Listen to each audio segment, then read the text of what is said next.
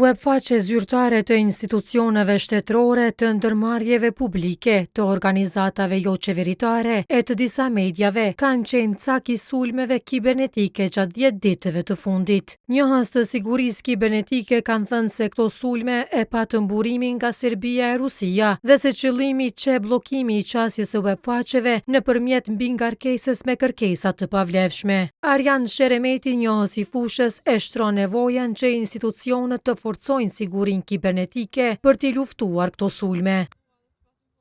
Ideale kështë me qenë me marrë masa proaktive, jo me në ndodhë si kurse rasti që ka ndodhë në Shqipni dhe me fillu me u bo reaktiv ndaj këtyre masave.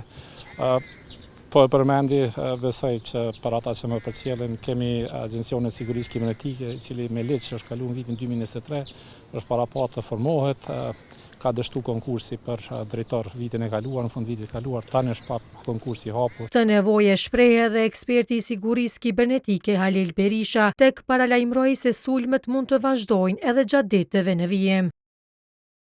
Kosovës i mungon domeni vetë shtetëror, gjë që do të rriste kontrollin dhe rrjedhimisht përmirësonte sigurinë. Mirë po Kosova ka një moshë mesatare shumë të re dhe shtrirje të madhe të internetit e përdorim të madh të tij, gjë që i jep avantazh në përgatitjen e kuadrave dhe faktorit njerëzor. Kësaj shteti duhet t'i kushtojë rëndësi të madhe përgatitjes së tyre, duke filluar nga programe parauniversitare, por edhe programe të veçanta universitare në siguri kibernetike dhe inteligjencë artificiale.